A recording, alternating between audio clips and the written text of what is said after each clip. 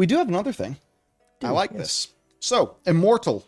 If you do an Immortal run of the new Mega Dungeon, which means a run where nobody dies, then Chronolord Deus will actually drop item level 441 gear, which will be on the Myth track, which then, with 2 aspect crests, you can make up to item level 447, which is the best in the game. However, this is no ordinary no-death Immortal run because you need to carry out a very specific set of group-wide objectives throughout the run. Number 1, players need to pick up 4 time-lost artifacts throughout the dungeon and bring them to the end boss without dying.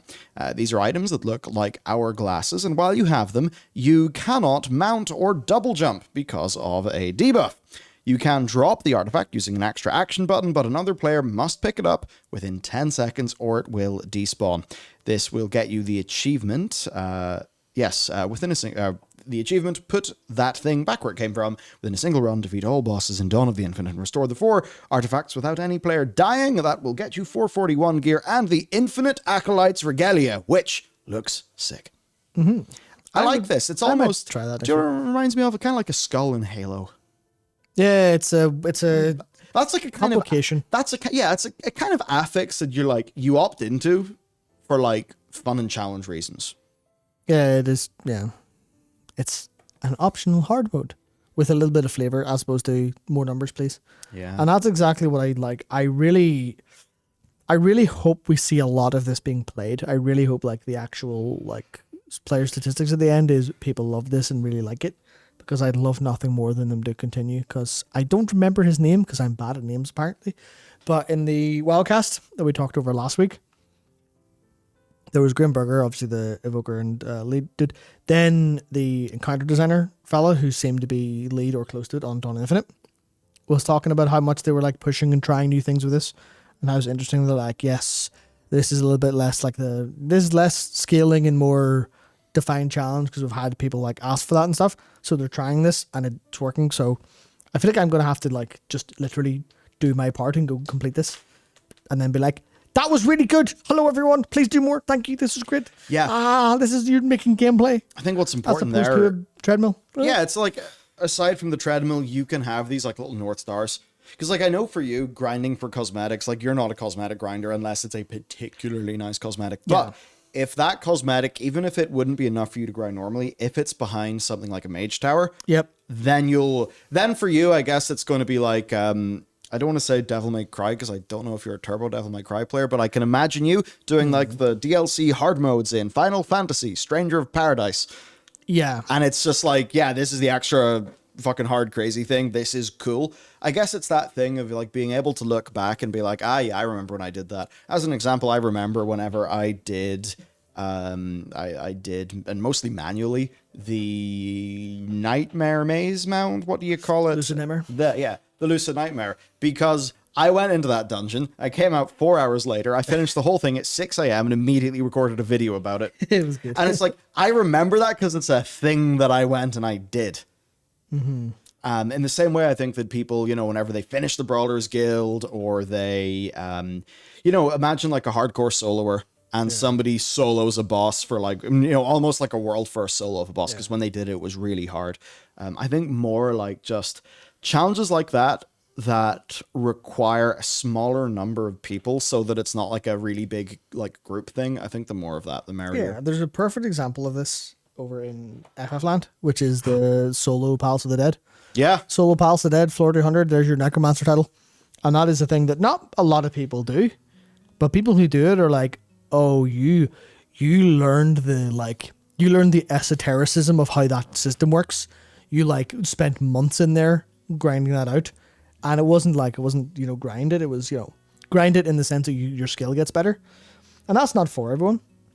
But for the people who it is for, it's really good. Like I actually bought Hi-Fi Rush there recently because I don't have Game Pass anymore. So it fell off Game Pass. No, it's not. No, I just stopped subbing for Game Pass.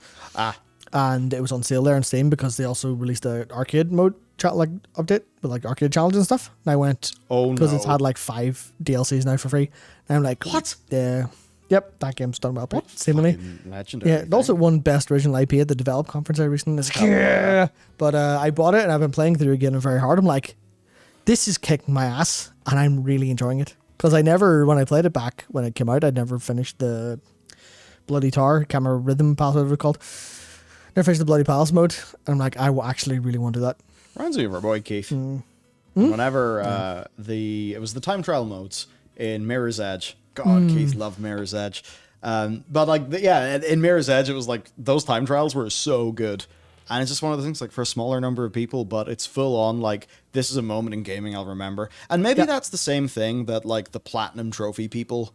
Because I feel like there's some Platinum Trophy people that do it out of compulsive collection, but I also think there's some Platinum Trophy people that are like, you know, it's like an aspirational, like, fuck yeah, I remember that game. Like, you know, I finished it, I've fucking tied it up in a neat bow in my brain, and I can always remember the 2 weeks I went deep into that. Yeah, that's mostly why I do it whenever I do tend to do it, is because I'm like, I really like this game. I want to go and do everything the developers told me to do.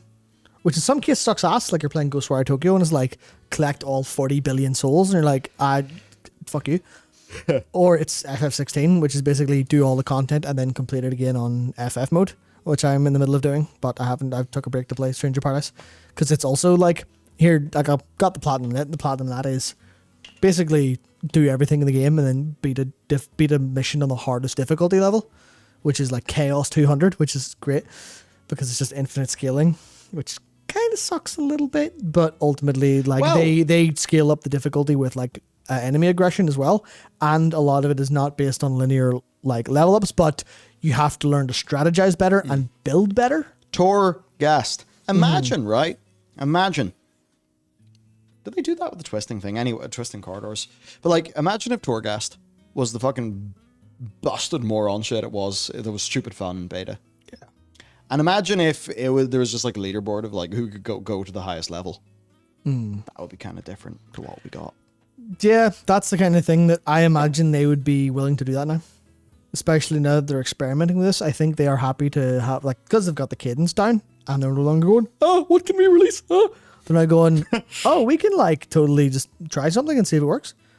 And I feel like they'd be pretty comfy to do that later is, hey, here's Torghast eventually in the future, but a better version that's more, you can do whatever you can try this solo challenge. It's why I really hope that, and this is pure speculation, we'll talk about some class sets that are added to the PTR later, but people are kind of going, class sets? How do they do class sets? Interesting. Well, when the last time they added class sets that weren't like tier? Well, it was actually the Mage Tower coming back. And then, oh, there's weapons. Where were weapons from? Oh, it was obviously the original Mage Tower. And I still have those Mage Tower. Like I've definitely have one for each class, but I didn't get those back done in time. And I'm just like, every time I throw one on, I'm like, yeah, I remember that. That was really cool.